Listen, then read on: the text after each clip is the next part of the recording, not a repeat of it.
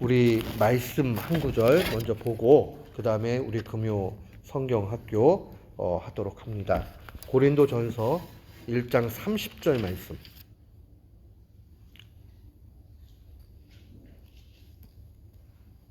31절까지 두 절 말씀 봅니다. 참 사모할 만한 말씀이고 우리에게 힘을 주는 말씀입니다. 하나님이 우리에게 신령한 복을, 영적인 복을, 하늘의 복을 주신다는 약속입니다. 30절, 31절 말씀 같은 마음으로 함께 봉독합니다. 너희는 하나님으로부터 나서 그리스도 예수 안에 있고 예수는 하나님으로부터 나와서 우리에게 지혜와 의로움과 거룩함과 구원함이 되셨으니 기록된 바 자랑하는 자는 주 안에서 자랑하라 함과 같게 하려 함이라. 아멘. 우리가 예수님을 믿는 것은 복받기 위함입니다. 그런데 사람들이 기복신앙 그러면 비판을 해요. 근데 기복신앙은 두 종류가 있다는 걸 기억을 해야 돼요. 기복, 복을 구한다. 기도할 때 기자에다가 복을 구한다라는 얘기거든요. 그러면 복을 구하는 게 잘못됐느냐? 잘못되지 않았어요. 그런데 복은 두 종류가 있어요. 지상의 복이 있고 하늘, 천상의 복. 때로는 천상의 복을 신령한 복이다. 그렇게 이야기하기도 하고 영적인 복이다. 이렇게 이야기를 해요. 그런데 지상의 복이 나쁜 건 아니지만은 지상의 복은 모든 사람들이 신자나 불신자나 모두 받을 수 있어요. 그러나 천상의 복은 이거는 신자에게만 주어집니다. 그래서 우리가 하나님 앞에 구할 때에 지상의 복 구하는 게 잘못되지 않았지만은 지상의 복을 지나치게 받으면 오히려 이것이 하나님을 아는데 걸림이 될 수 있어요. 그래서 예수님 말씀하셨죠. 부자가 천국 들어가기가 어렵다. 그 말씀이 뭐냐면 부자가 되면요 아쉬운 게 없어요. 아쉬운 게 없으면은 구하질 않아요. 하나님 없어도 이 땅에서 잘 산단 말이에요. 그러면 오히려 문제인 거예요. 그래서 우리는 지상의 복 구해야 되는데 지상의 복을 먼저 구하는 게 아니라 천상의 복, 이 신령한 복을 하나님 앞에 구하면서 천상의 복을 구한다는 것은 안 주니까 주세요라는 게 아니에요. 주심에 대해서 감사하면서 영광을 올려드리는 거예요. 그리스도 예수님을 통해서 우리가 신령한 복, 다른 말로 이야기하면 구원을 이미 받았잖아요. 그럼 그 받은 구원에 대해서 감사와 찬송을 올려드리는 거라고요. 그게 바로 예배예요, 예배. 그래서 이 천상의 복을 하나님 앞에 구하면서 이것을 더욱 잘 누리기 위해서 지상의 복이 필요하면 보고 필요한 대로 구하는 거예요. 예를 들어 가지고는 내 몸이 아파요. 어깨가 아프고 허리가 아프고 문제가 생겼어요. 주님, 내가 이거 좀 나면은 더 주님을 잘 섬길 수 있을 것 같은데요. 라고 간절히 기도했어요. 기도했는데 하나님이 응답해 주셨어요. 그러면 하나님이 내 기도를 들어주셨구나. 지상의 복을 구했지만은 그러나 그 받은 은혜를 가지고 하나님께서 이렇게 사랑해 주시니 이 하늘의 신령한 구원을 주실 때에 나는 더 힘이 나는구나 하면서 감사와 영광을 올려드리는 거예요. 근데 만약에 거절하셨어요. 그러면 이런 생각하는 거예요. 하나님이 더 깊이 기도하라고 하시는구나.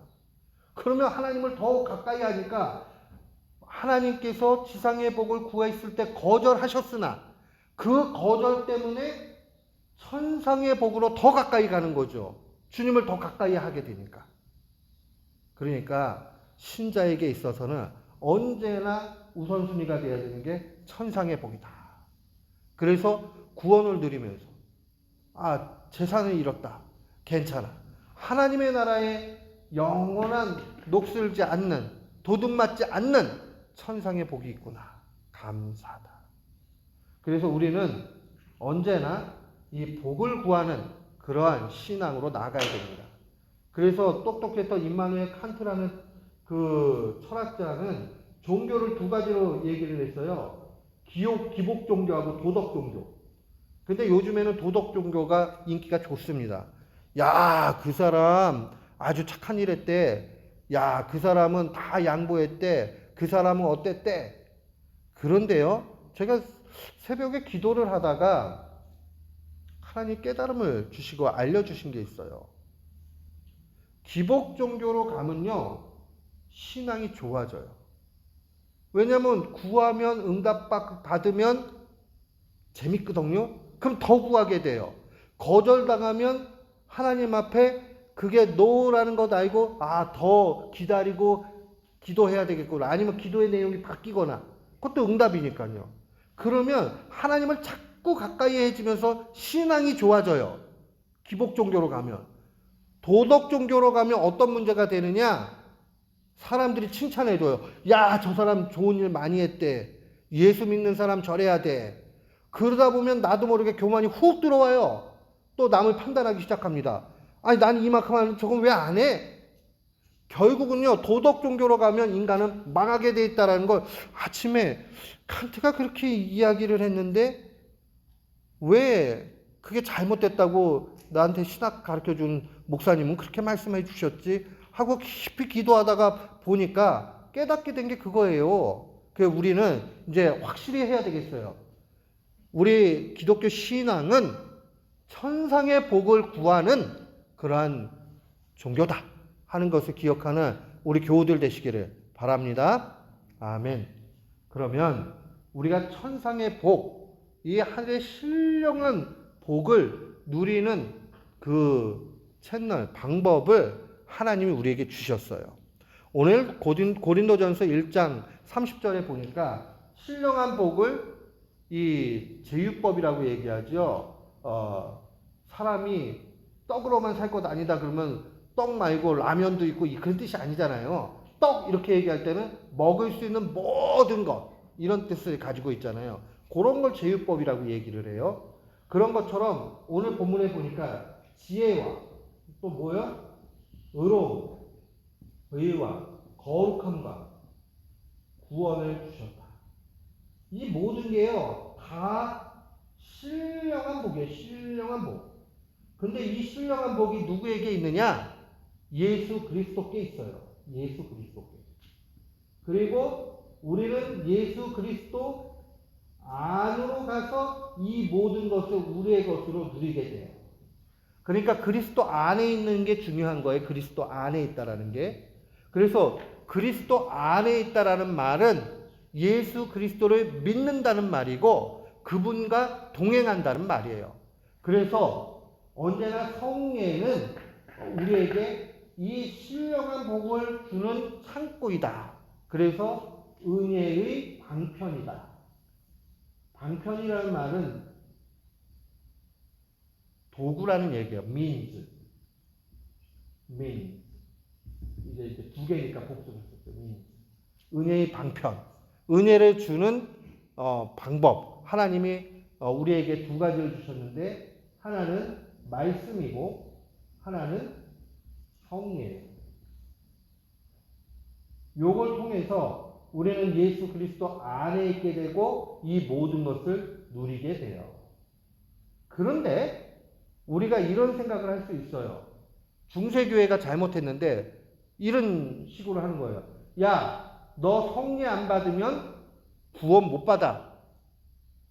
이렇게 논리를 가지고 갔어요. 근데 성례는 교회에게 준 거기 때문에 교회를 떠나면 안 돼요. 이것까지는 그나마 좋은데 이게 점점 나빠지면 어떻게 되냐면 개인의 신앙을 아주 종속시켜버리는 상황들이 되는 거죠.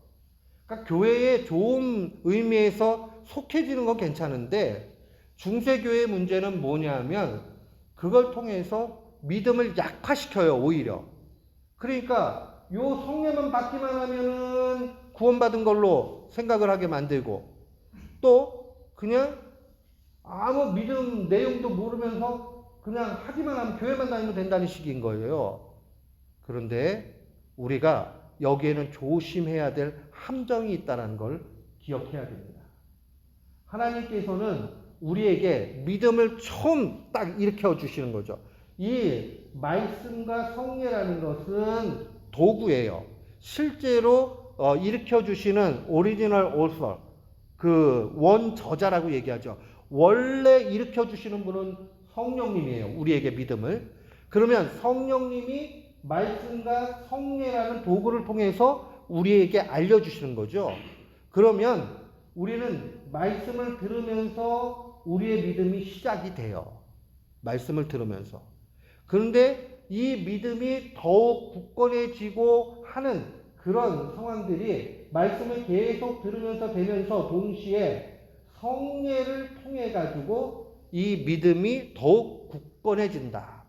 그걸 기억을 해야 돼요. 그러니까 이 말씀이 뭘 우리에게 알려주고자 하느냐, 또 이 말씀이 성례를 통해서 어떻게 가느냐 하는 것을 우리가 잘 기억을 해야 합니다.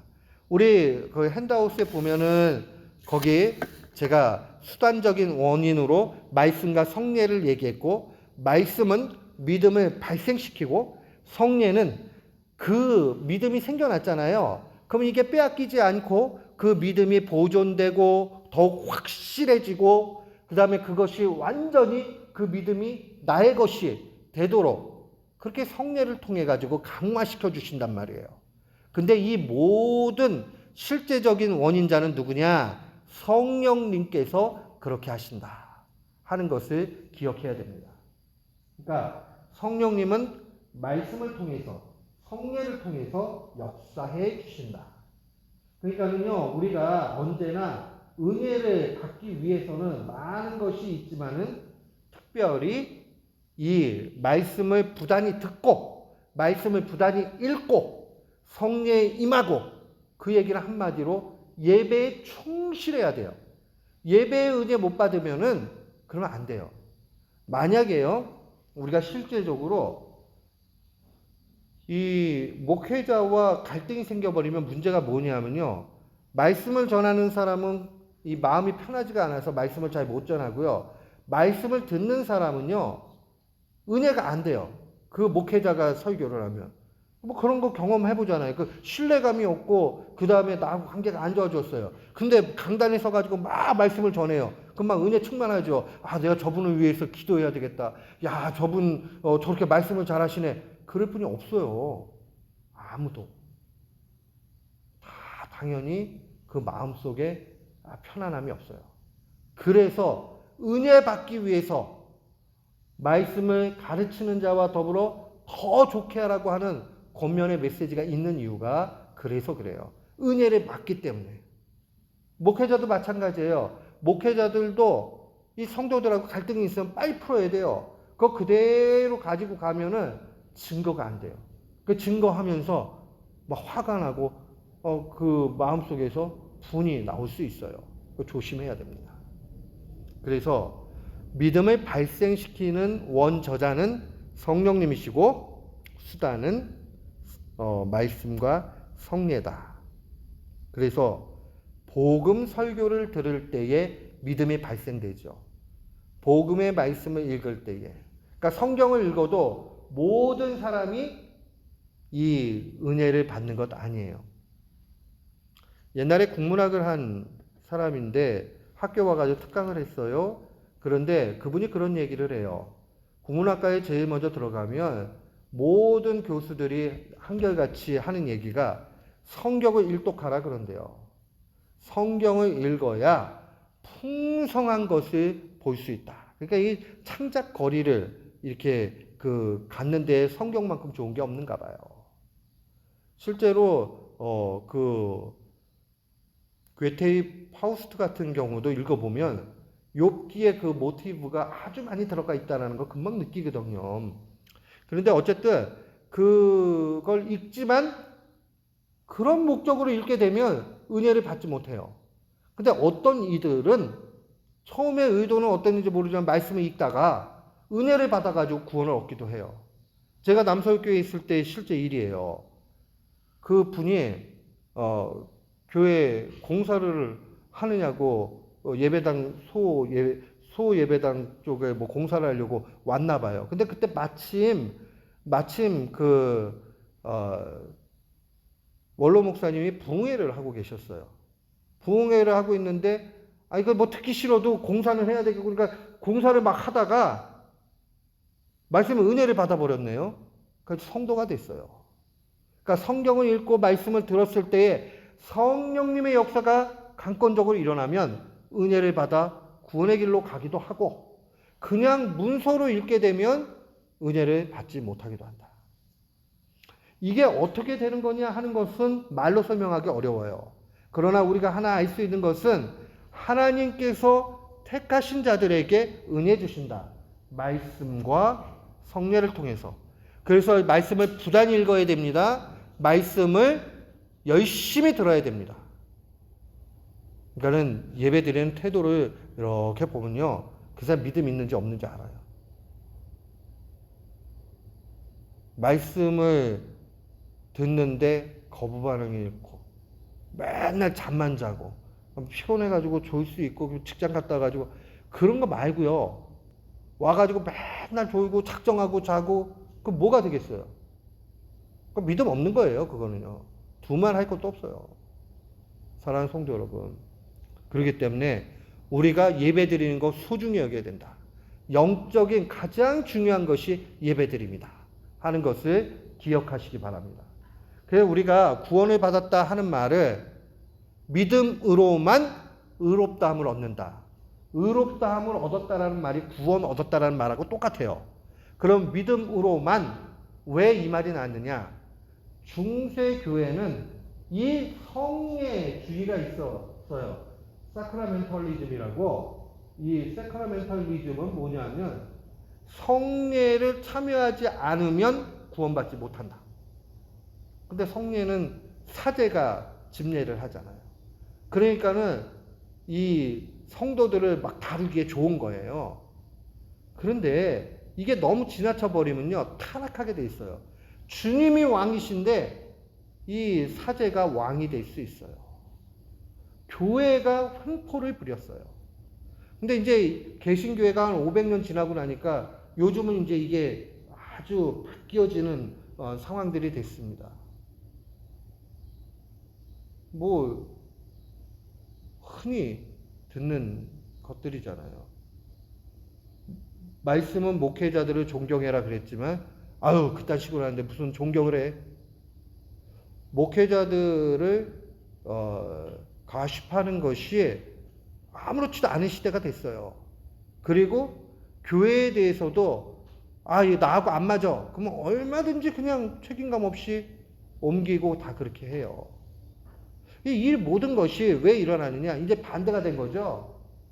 사크라멘탈리즘에 빠져있던 중세교회가 개혁돼가지고 바르게 가고 있다가 타락을 하니까 이 민주주의라는 개념이 막 들어오면서 이게 바뀌어지기 시작을 하는 거예요. 성경에는 민주적 요소가 있지만 민주주의가 성경적인 것만은 아니에요. 그러니까 그런 요소가 있는 것이지. 그러니까 하나님의 통치가 우선돼야 돼요. 그러니까 하나님의 통치가 우선된다는 것은 하나님이 왕이 돼야 되고 하나님이 결정하시는 대로 가야 돼요. 근데 하나님은 인간을 통해서 결정하시니까 그 안에서 많은 문제가 일어나죠. 지난주 우리 그 주보에 실린 읽을 거리 좀 읽어보셨어요? 거기 보면은 참 분별하는 그러한 신앙이 중요하다라는 내용을 유기성 목사님이 쓰시면서 선교하자 그러면서 교회가 깨지기도 하고 전도하자 그러면서 교회가 깨지기도 하고 잘하자고 해놓고 그 다음에 결국은 결과가 안 좋을 수 있다. 사탄이 그게 교묘해요. 우리의 마음을 나뉘게 하고 문제를 만들어버리죠.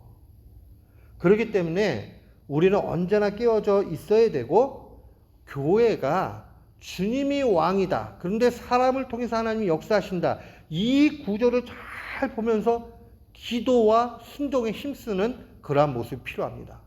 목회자도 주님 아래에 있고 성도도 주님 아래에 있다는 것을 놓치지 말아야 된다는 거죠. 그렇기 때문에 이러한 교회 횡포에 대해서 반기를 들면서 오직 예수 그리스도를 믿는 믿음만이 구원의 조건이다 라고 이야기하는 거죠. 그래서 alone이라는 말이 꼭 들어간 거예요. justification by faith alone 이라고 얘기하는 게 이 교회 중심의 성례주의, 이 세크라멘탈리즘을 반대하기 위해서 나타나는 거예요. 그래서 실제 이 중세 교회는요, 처음에 애가 태어나면 유아 세례를 주고, 그 다음에 마지막에 장례식까지 모든 과정을 교회가 주관했죠. 그래서 이거를 주관하는 걸 다 성예로, 성사로 집어넣어 버린 거예요. 그러니까 교회를 떠났다 그러면은 구원에서 떨어지는 게 돼 버리고, 그렇게 되다 보니까는 이 사제층은 계속 타락하게 되는 거죠. 근데 이 구조가요, 보셨어요?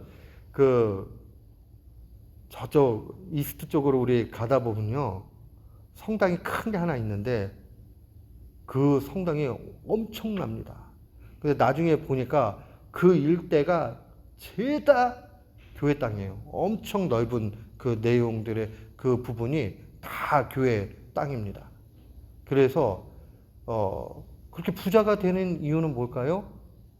이미 이러한 세크라멘탈리즘으로 몰아가면 그렇게 될 수 있다는 거예요. 자, 다시 와서 이야기를 하면 성례라는 것은 믿음을 발생시키고 보존시키는 그 일들을 말씀과 더불어서 하는 것이다 하는 것을 기억을 하시고, 이 중세교회의 세크라멘탈리즘 잘못됐다. 그 다음에 개신교회도 동일해요. 이거는요, 성례는 개인에게 준 게 아니에요. 그러니까 내가 몇 사람 모여가지고 세례 줘야 되겠다, 내가 몇 사람 모여가지고 그 다음에 성찬시켜야 되겠다, 그렇게 하면 안 돼요. 교회의 질서 안에서 성례가 진행돼야 됩니다. 그리고 반드시 교회는 이 믿음 있는 신자에게만 성례를 시행해야 됩니다. 그래서 이 성례의 바른 시행이 뭐냐라고 얘기했을 때, 교회가 온전한 절차에 맞춰가지고 해야 된다 하는 거. 하나님의 쓰임받는 그런 재정의 방식들에 맞춰서 해야 되는 거죠. 나는 성찬시에 그냥 좀 이번엔 특별하게 해볼래. 그렇게 해가지고, 떡과 포도로 그렇게 포도즙을 가지고 주님의 몸과 피를 상징해가지고 하는데, 이번에는 주님의 몸과 피로 하지 말고, 그 내용을 좀 다른 걸로 바꿔가지고 좀 하면 좋겠다. 주님의 면류관, 십자가니까 그냥 면류관도 좀 넣고, 주님의 면류관과 그 다음에 주님의 무덤으로 하자, 빈 무덤으로 하자. 이렇게 해놓고 제가 면류관 들고 와가지고 이것은 주님의 면류관입니다, 이런 식으로 하면 안 된다는 거예요. 주님이 성경 말씀 그대로 주신 그 내용들 있잖아요. 그 내용에 맞춰가지고 그대로 해야 된다. 그게 성례의 옳은 시행이고, 성례는 교회에 준 동시에 또한 개인이 신자가 참여해야 된다. 근데 그냥 신자들이 되면 안 돼요. 교회에 공적으로 자기의 믿음과 회개를 고백한 신자에게. 그래서 세례교인에게 이 성찬을 주잖아요. 그 다음에 세례를 줄 때도 그 사람이 믿음이 있는지 회개를 하는지 요걸 보고 주잖아요. 그래서 언제나 그 부분을 기억을 해야 된다는 거예요.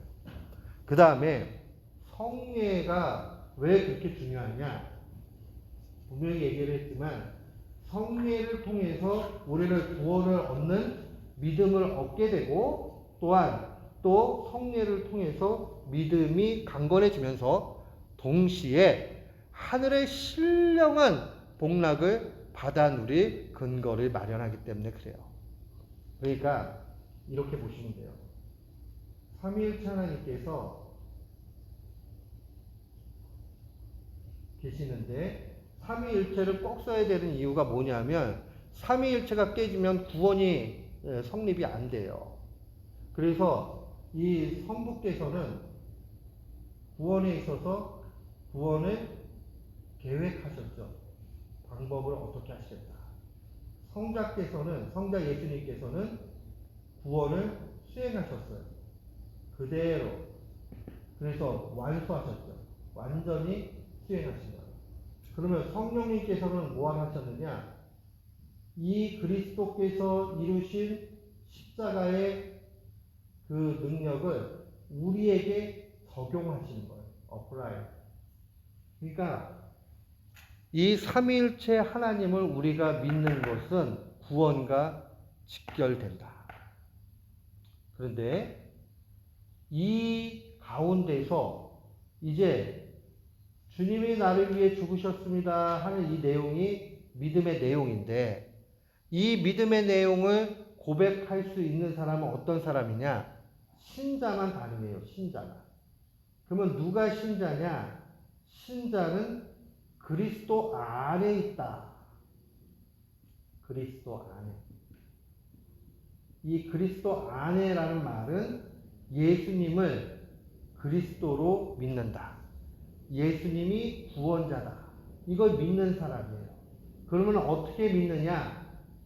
성령님이 은혜를 주셔서 믿게 된다. 그런데 믿음은 어디에서 난다고 성경은 나와요? 믿음은 어디에서 나와요? 들음에서 나오죠, 들음. 그러면 뭘 듣는다는 얘기예요? 말씀을 듣는다는 얘기예요. 복음, 설교, 복음을 듣는 거죠. 복음, 설교.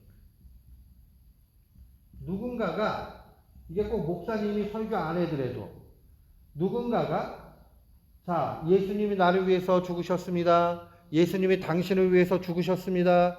라고 하는 사실을, 얘기를 딱 들었는데, 그때 복음 설교를 들은 거예요. 근데 이 사람이 불신자였는데, 들었는데 믿어져. 성령님이 역사해 주셔서. 그래서 믿음이 조금 생겼어요. 이 사람은 우리는 신자라고 얘기하고 그리스도 안에 있다 이렇게 얘기를 해요. 근데 믿음은 점점 자라나야 돼요. 이 믿음이 더욱 강건해지고 자라날 수 있는 것이 바로 성례를 통해서 그렇다. 세례와 성찬을 통해서 점점 커진다 하는 것을 기억을 하셔야 됩니다. 그래서 우리는 그리스도 안에 있게 되는데, 이 신자가 그 다음에 얻게 되는 건 뭐냐면 그리스도가 나의 것이 돼요. 그리스도와 또한 아까 얘기했죠. 지혜와 의와 거룩함과 구속함의 그 신령한 복이 다 그리스도께 있는데, 우리가 그리스도를 믿고 그의 안에 있게 되면 예수 그리스도가 나의 것이 되고 예수 그리스도가 가지고 계신 모든 신령한 것이 내 것이 돼요. 그러면 그리스도와 내가 하나로 묶여지는 것, 이게 바로 성찬, union with Christ, 그리스도와의 연합이라고 얘기했잖아요. 근데 이렇게 연합되도록 꽁꽁 묶어주는 밴드가 누구라고 그랬어요? 성령님이다. 그렇게 이야기했잖아요. 그러니까 이게요, 어느 한쪽에만 있는 게 아니고요, 성령님과 삼위일체 하나님, 특별히 예수 그리스도의 십자가의 사건, 나의 믿음, 복음 설교, 성찬에 참여, 이게 하나로 다 묶여져 있는 거예요. 근데 이 모든 것의 종합 세트가 뭐냐? 뭘까요? 예배예요. 예배. 이 모든 것이 다 이루어지는 게. 원래 우리 그 개신교 예배에는 성찬을 매주 하지 않지만 루터 교회 같은 경우에는 원래는 매주 해요. 그리고 칼빈도 자주 할수록 좋다라고 얘기했어요. 그러니까 오늘날은 많이 이제 자주 하는 쪽으로 가는데 자주 해야 됩니다. 그 로마 교회가 그래도 아직까지 그 내용 말고요, 예배의 형태에 있어서의 큰 두 파트가 있어요. 말씀 예전과 성예전이 있어요. 말씀 예전이라는 것은 말씀을 강론하는 것이고요, 성예전이라는 것은 세례와 성찬을 얘기하는 거예요. 이 두 파트가 매주 일어납니다. 예배 안에서. 원래는 예배가 그런 형태로 가는 게 옳습니다. 그렇다고 뭐 성찬 없을 때는 예배 아니다 그 뜻이 아니라, 원래는 그런 형태로 가는 것이 가장 아이디얼하게 좋은 모습이다 라는 걸 얘기합니다. 그 가톨릭 교회가 종종 미사를 보니까 한 10년 전하고 많이 바뀌었어요. 10년 전만 해도 신부님들이 설교를 많이 안 했거든요. 들을 게 없어요. 가서 이렇게 들으면 빤한 얘기하고 있고. 그런데 지금은요, 이 자기네들 나름대로 굉장히 많은 그 반성들이 있고 이래가지고요. 신학적인 내용들은 아직도 문제가 좀 있는데 형식에 있어서는 이 개신교 목사님들 같이 그렇게 말씀을 강론해가지고 이렇게 그 증거하려고 하는 노력들이 나타나는 거 봅니다. 뭐 그렇다는 것만 얘기를 드리는 거예요. 뭐 그게 지금 내용적으로 바르게 간다 그렇게 얘기하기에는 아직도 많은 부분에 문제는 있습니다. 그래서 어쨌든 우리가 이 예배를 귀하게 여겨야 되는 이유 여기에 있고요. 그러면 이것이 결국 우리가 천상의 신령한 복을 누리는 창구가 된다라는 것을 기억해야 됩니다. 그럼 내가 믿음이 좋냐 나쁘냐를 어떻게 알 수 있느냐? 아까 얘기했지만 첫 번째로 예배를 드리는 태도와 예배를 드리는 자세를 보면 금방 나타나요. 그러니까 예배를 준비를 잘하고 와야 돼요. 헌금도 미리 다 준비해야 되고요. 그 다음에 주일날 예배 준비를 위해 가지고 열심히 기도해야 돼요. 방해가 되지 않도록. 그리고 일찍 와가지고 미리 마음의 준비를 해야 돼요. 이게 아주 중요합니다. 예배. 그리고 믿음이 좋냐 안 좋냐 두 번째로 볼 수 있는 게 뭐냐면 이 믿음이 좋은 사람들은 열심히 기도합니다. 그래서 칼빈이 이야기했어요. 믿음의 주요 활동은 기도다. 그러면 믿음이 좋으면 좋을수록 기도를 열심히 한다. 이렇게 얘기합니다. 그리고 우리 한국교회에 하나님께서 주신 큰 복 중에 하나는 말씀을 사랑한다는 하나님의 말씀. 그래서 옛날에는 부흥회가 아니고 사경회라고 했어요. 사경을 헤매는 게 아니고요. 성경을 풀어서 해석해주는 그래서 성경 공부가 사경이에요. 성경 공부. 그래서 한국교회 부흥은 초창기에 뭐 간증 형태 이런 내용이 아니라 성경을 열심히 가르쳐줬단 말이에요. 그러면서 믿음이 자라났어요. 목회하면서 제가 느끼는 게 우리 교회는 예배에 집중하면서 말씀과 기도에 힘써야 되겠다. 그래서 그 사도들이 말씀과 기도에 전적으로 그 일에 다른 일 중요한 건 물론 있어요. 구제하는 것도 중요하고. 근데 이런 거 다 집사님들 세워가지고 일하고 본인들은 기도와 말씀에 힘쓰겠다. 그래서 사역자들은요. 말씀과 기도에 힘쓰는 사역자가 되어야 된다 하는 것을 꼭 기억하셔야 합니다. 거기 보면 이제 성례는 무엇을 누구에게 어떻게 주냐 하는 것을 좀 잘 봐야 되는데 성례를 통해서 그리스도와 그가 소유한 모든 영적 유익들 신령한 것이라고 얘기할 수 있어요. 그 신령한 것을 우리가 받게 된다. 근데 누가 받느냐? 아까 얘기했죠. 이 성례가 바로 시행되기 위해서 필요한 것. 개인 신자에게 있어서는 뭐가 필요하다고요? 뭐가 필요하다고 그랬어요? 거기 나와 있잖아요. 믿음과 회개가 필요하다. 믿음과. 실은 믿음이라는 말과 회개라는 말은 틀린 말이 아니에요.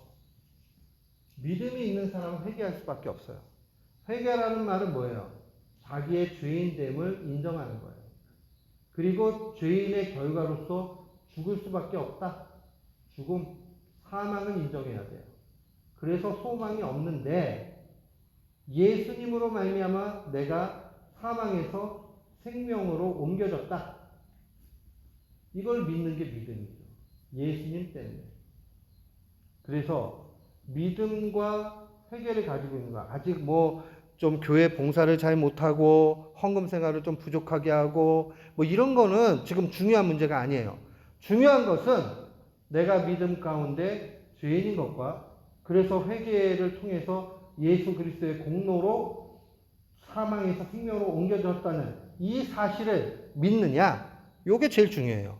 그래서 이제 좀 아까 전에 제 제자한테 연락이 왔는데 한국에 있는데 마음이 좀 많이 아팠는데 아버지가 이제 얼마 남지 않으셨다고 뭐 한두 달 뭐 기르면 그렇게 얘기를 하신다고. 그런데 이 친구가 믿음이 좋아요. 근데 아버지 구원을 위해서 계속 이렇게 했는데 아버지가 이제 의식이 왔다 갔다 하시니까 이게 확증이 안 되니까 불안한 거예요. 그러니까 이제 의사가 연명 치료를 할 건지 말 건지 그거에 대해서 사인을 하라 이제 그랬나 봐요. 그래서 일단은 사인을 했는데 그것도 죄책감을 느껴지고 그래서 이제 저한테 전화를 한 거예요. 이거 어떤 게 하나님의 뜻이냐. 그래서 이제 연명 치료에 관한 부분들도 잘 이야기를 해주고 그 다음에 믿음에 대해서 다시 한번 그래도 청력이 마지막까지 살아 있으니까 계속적으로 복음을 전달하라. 근데 이 친구가 이런 얘기를 해요. 아버지가 의식이 있었는지 없었는지 모르는데 그 복음을 계속 전했는데 그랬더니 감사합니다, 고맙습니다 그렇게 말씀하셨는데 그거를 증표로 볼 수 있을까요? 뭐 이렇게 얘기도 하고 그러는데 일단은 그래도 하나님이 끝까지 더 복음을 전하라고 주시는 건지 알고 계속 그렇게 하자 그러고 기도하자 그렇게 이야기했어요. 제일 중요한 표는 뭐냐? 예수님이 나의 구원자냐? 이거 믿는 게 제일 중요해요. 뭐 다른 거 뭐 중요하지 않아요. 다른 거는 요게 딱 됐을 때 그 다음에 중요한 게 됩니다. 그리고 성례에 참여할 수는 있죠. 근데 믿음 없이 참여하는 것은 그거는 무효가 됩니다. 그래서 참된 믿음이 없는 불경건자라든가 아니면 불신자는 이 신령한 은혜를 받지 못한다 하는 것을 기억해야 됩니다. 그러면 내가 참된 믿음을 갖고 있느냐 없느냐 이걸 좀 알아야 되잖아요. 의심 없이 예수님이 나의 구원자다 하는 게 고백되어지고 믿어지면 그 믿음이 있는 거예요. 사람은요 눈으로 본다고 믿어지는 존재가 아니에요. 야 하나님이 기적을 막 보여주면 내가 금방 믿겠다 그럴 것 같죠? 믿음이라는 게 그렇게 생겨나지 않아요. 의심하면 또 의심해요. 의심 한도 끝도 없어요. 인간은 본다고 믿거나 만진다고 믿는 존재가 되지 못합니다. 성령님께서 은택을 주시면 그 사람은 믿음 가운데로 인도받습니다. 그렇기 때문에 믿음도 은혜인 거죠. 그 은혜로 우리가 구원받는 거죠. 그러니까 난 주님이 나를 위해서 죽으셨고 나는 그 사실이 분명히 의심 없이 믿어져. 그 사람 믿음 있는 거예요. 근데 만약에 잘 모르겠어. 나 안 믿어지는데 교회는 다니는데 그러면 믿음을 달라고 열심히 기도해야 돼요. 그 사람의 믿음은 아직까지는 어떤지 좀 투미해요. 환하게 보일 수 있도록 그렇게 해야 됩니다. 믿음의 방식을 통해서 우리에게 신령한 은혜를 주시는 것이다. 근데 그 믿음의 방식을 우리가 참여할 수 있는 거, 그게 바로 성례다. 이렇게 보셔야 돼요. 그러니까 중세의 성례주의는 성례를 통해서 은혜를 받는 거예요. 근데 우리는 믿음을 가지고 성례에 참여하는 거예요. 그러니까 다른 거예요. 그거는 두 개가 완전히 비슷한 것 같이 보이지만. 그러니까 믿음 없이 참여하면 안 돼요. 어느 교회에서 있었던 일이에요. 성찬을 하는데 이 분이 성찬을 안 받겠다고 그러는 거예요. 내 죄가 생각이 나가지고. 굉장히 큰 믿음 같지만 하나 생각을 해야 돼요. 회개함 없이 성찬 받으면 안 돼요. 그러나 주님이 내가 방금 지은 죄라도 또 용서해 주신다는 확신을 가지고 그것까지 회개하고 받아야지 은혜가 되는 거예요. 아유, 내가 이렇게 살아가지고 무슨 죽을 때까지 구원 못 받아요. 그러면요. 우리는 죽을 때까지 죄져요. 우리는 다 그렇고 그런 존재예요. 별로 내세울 만한 게 없다고요. 주님의 십자가만이 완벽하기 때문에 그의 보혈만이 우리를 구원으로 인도해 주시는 거예요. 그러니까 성찬을 이렇게 주는데 난 죄가 있어서 그러면 성찬 받는 모든 사람들이 은혜에서 떨어져요. 물론 너무 이렇게 큰 죄악이라서 내가 도저히 받을 수 없다면 그 믿음 가운데 그것도 뭐 이해를 할 수 있어요. 그러나 주님의 용서가 나의 죄보다 크다 하는 것을 분명히 기억해야 됩니다. 근데 이걸 또 악용해가지고 주님의 용서가 크니까 맨날 죄 지어야 되겠다, 작정하고 져야 되겠다, 그러면 안 되고, 죄를 지었다 할지라도 주님이 용서해 주신다, 그 믿음으로 성찰을 받아야 됩니다. 그러면 말씀과 성례의 관계가 어떻게 되느냐? 말씀이 뭘 알려주느냐 하는 거 꼭 기억을 해야 돼요.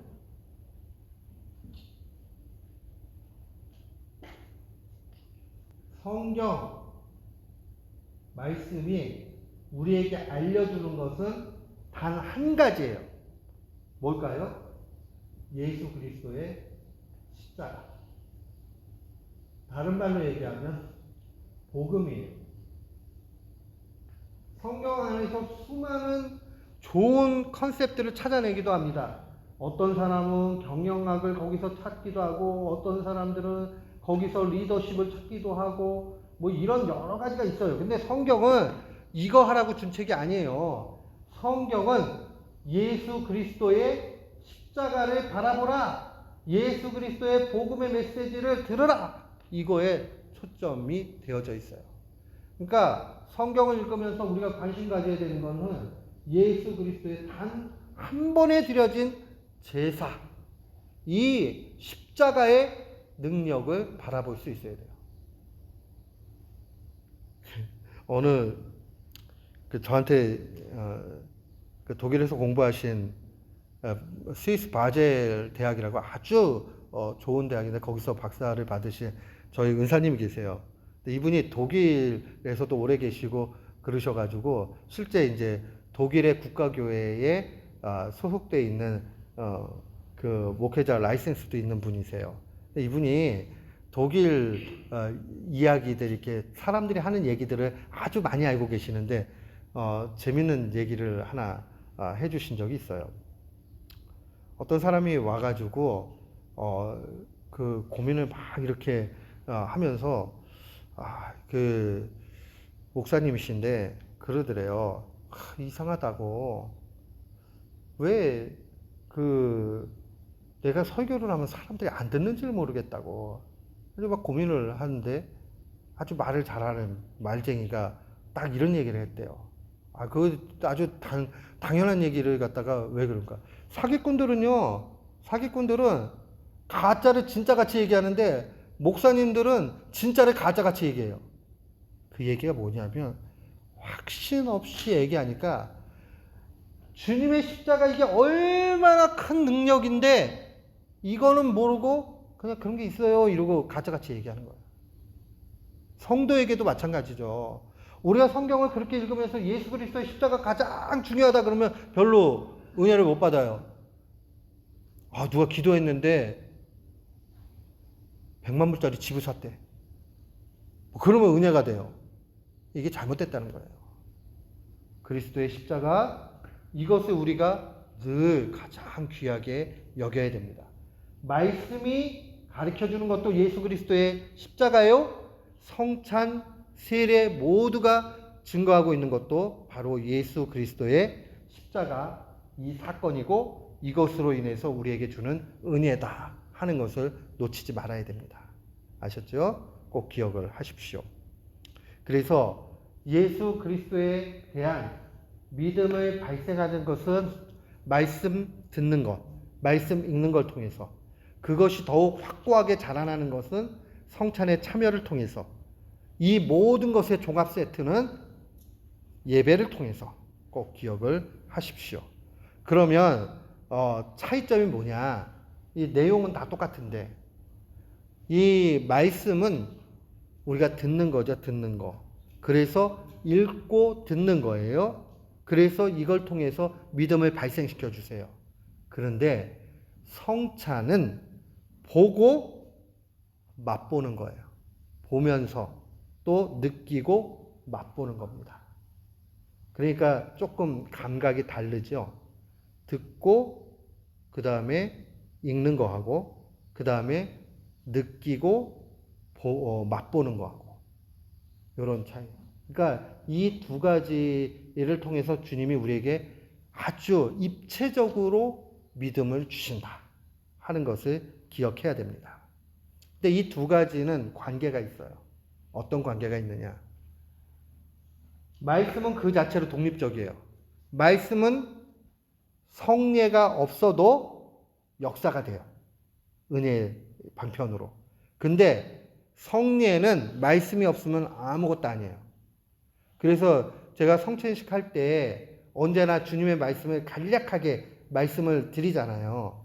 그게 단순히 설교를 이 얘기가 아니라 이것은 주님의 몸입니다 라고 얘기했을 때 그 얘기가 뭐냐면 주님께서 이것이 나의 몸이다. 너희들의 영원히 살 수 있는 생명의 양식이다 하는 것을 선포하는 거예요. 설교하는 거라고요. 그게 제가 그냥 이것은 주님의 몸입니다 하는 게 아니라 그게 복음의 메시지를 던지는 거예요. 그 다음에 이것은 주님의 보혈입니다. 주님의 그 어린 양 피가 나의 죄를 다 없앴다. 구약의 제사에 흠없는 어린 양의 피, 문설주에 발려진 어린 양의 피가 죽음의 사자가 갈 때에 장자의 죽음으로 다 죽을 때에 여기는 예수님을 믿구나 하고 다 믿음이 있는 집은 넘어갔잖아요. 문설주와 임방에다가 그 어린 양의 피를 그것을 얘기하는 거예요. 이것은 주님의 보혈입니다라고 고백할 때는 우리는 그거를 생각을 해야 돼요. 그래서 이 성찬을 통해서 우리의 믿음이 자라진다. 그래서 말씀은 그 자체로 역사가 되지만 성찬은 반드시 말씀이 함께 해야 된다. 요거를 기억해야 됩니다. 그래서 이 중세교회는 성례를 7가지를 얘기했어요. 막 태어나면 세례를 받죠. 세례, 성사라고 얘네는 이분들은 잘 표현해요. 성례라는 말보다 성사. 그래서 세례, 성사. 그리고 또 매번 성찬. 이거 우리하고 똑같아요. 근데 우리는 2개만 인정하고 5가지는 인정하지 않아요. 우리가 컨퍼메이션이라고 얘기하는 입교라는 거는 세례에 대해서 다시 한번 보여주는 거지 그 자체가 다시 한번 주어지는 것은 아니에요. 그러니까 세례에 대해서 어릴 때 유아세례를 받아가지고 이게 기억이 없으니까 기억하게 하는 거지 효력은 유아세례 때 있는 거예요. 이해하셨죠? 무슨 얘기인지? 그래서 견진성사라고 얘기하는 게 컨퍼메이션이고요. 그 다음에 매주 이제 죄를 고백하는 고해성사가 있어요. 그런데 고해성사는 뭐가 문제냐? 사제한테 고백을 하면 사제가 중보자 역할을 해가지고 하나님께 올리고 그렇게 해요. 이게 이 중세 로마교회의 지금도 문제가 뭐냐 하면 자꾸 중간에 하나님과 신자 사이에 중간에 자꾸 끼어요. 누구를 끼느냐? 중보자는 예수 그리스도 한 분인데 사제가 끼기도 하고 성모 마리아가 끼기도 해요. 그리고 성자들이 끼어요. 이게 여기서 세인트 얘기하는 거예요. 세인트. 그러니까 이분들은 하나님같이 높이는 게 아니다라고 얘기하지만 의식적으로 그렇게 돼버려요. 구조가요. 하나님의 독생자 예수 그리스도의 어머니 마리아여 이러고 기도한단 말이에요. 그냥 하나님 아버지 기도하면 되는데 중간에 저 끼어들어요. 예수님의 이름으로 기도합니다라고 하는 것은 중보자 예수 그리스도를 통해서 한다라는 면에서 아주 좋은 고백이에요. 그래서 예수 그리스도 외에는 굳이 다른 중간에 끼일 필요가 없는데 그렇게 기도한단 말이에요. 또 심지어는 대상이 성자들에게도 기도하고 우리를 도우소서 그러면서 기도해요. 그냥 성령님이 도와주시면 되는데. 그러니까 우리는 예수 그리스도의 이름으로 하나님께 기도한다.